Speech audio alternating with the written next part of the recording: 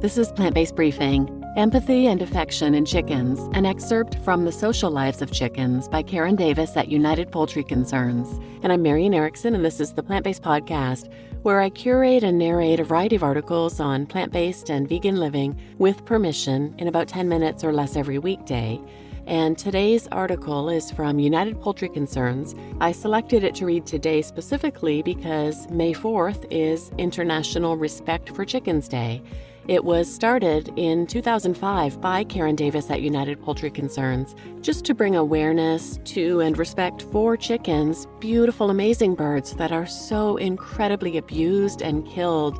There's about 25 million chickens killed every day. So listen to this episode to get some insight into these amazing birds. Now let's get to today's plant-based briefing.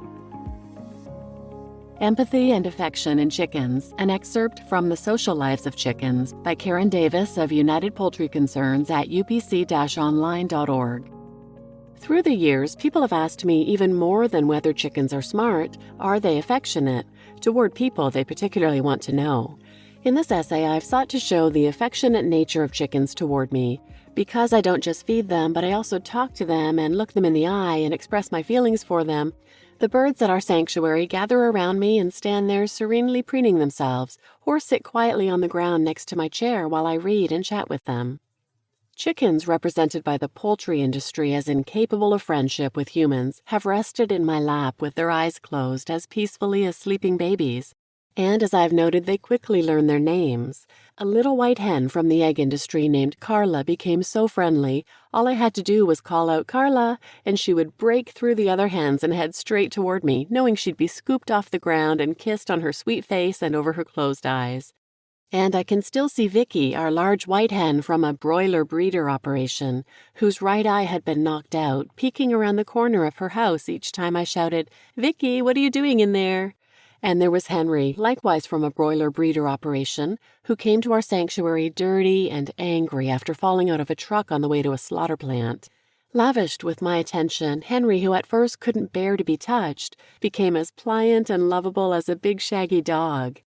I couldn't resist wrestling him to the ground with big bearish hugs, and his joy at being placed in a garden where he could eat all the tomatoes he wanted was expressed in groans of ecstasy. He was like, "Are all these riches of food and affection really for me?"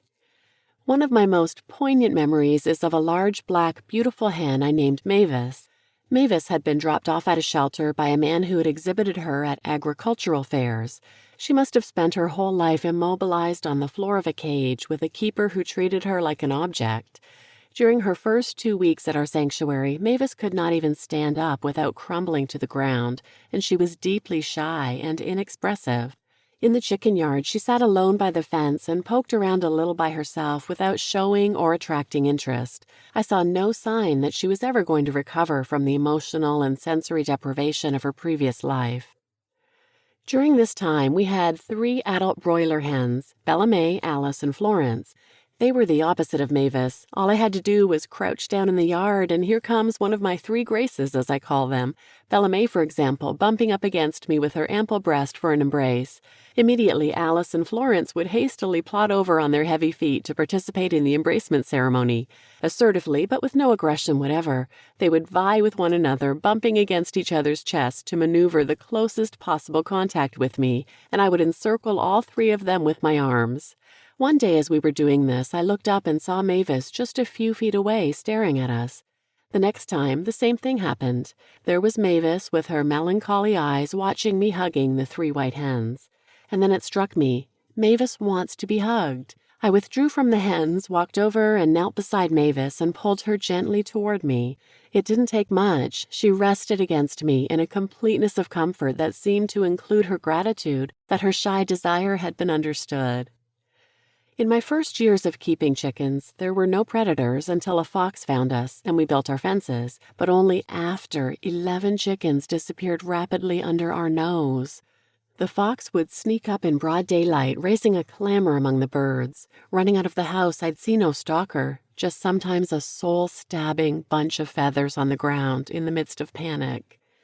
When our bantam rooster, Josie, was taken, his companion, Alexandra, ran shrieking through the kitchen, jumped up on a table, and could not stop shrieking, and was never the same afterward.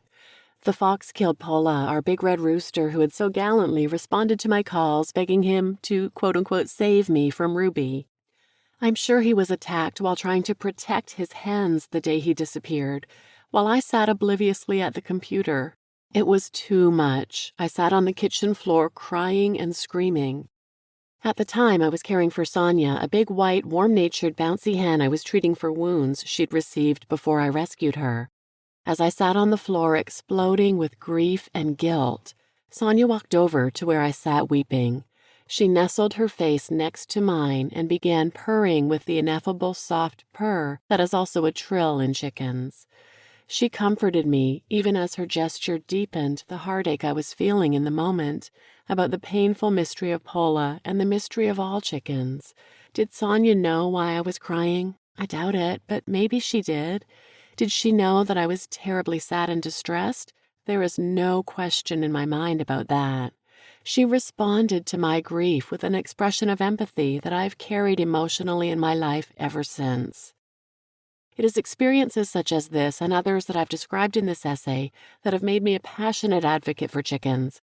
I do not seek to sentimentalize chickens, but to characterize them as best I can with the purview of my own observations and relationships with them.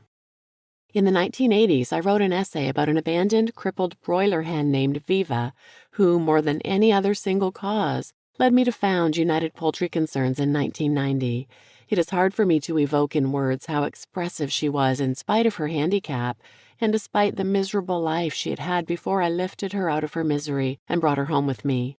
My experience with chickens for more than 20 years has shown me that chickens are conscious and emotional beings with adaptable sociability and a range of intentions and personalities.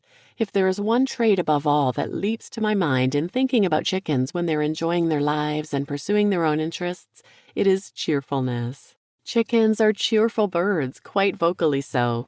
And when they're dispirited and oppressed, their entire being expresses this state of affairs as well. The fact that chickens become lethargic in continuously barren environments, instead of proving that they are stupid or impassive by nature, shows how sensitive these birds are to their surroundings, deprivations, and prospects. Likewise, when chickens are happy, their sense of well-being resonates unmistakably. You just listened to Empathy and Affection in Chickens, an excerpt from The Social Lives of Chickens by Karen Davis at United Poultry Concerns. And I'm your host, Marian Erickson, and it was difficult to read. I can't imagine experiencing the death of all those chickens under your watch. They have learned, obviously, and made their sanctuary completely predator-proof.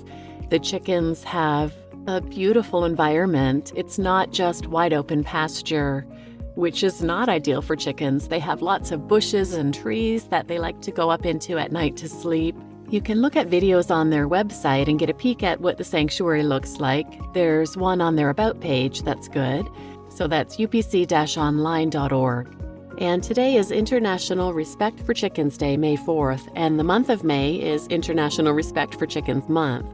If you'd like to learn more about these amazing birds, I've done a number of other episodes I'll link in the show notes, but they're numbers 69, 204, 225, 232, 268, and 278. So please share this episode with anyone who might benefit, and thanks for listening.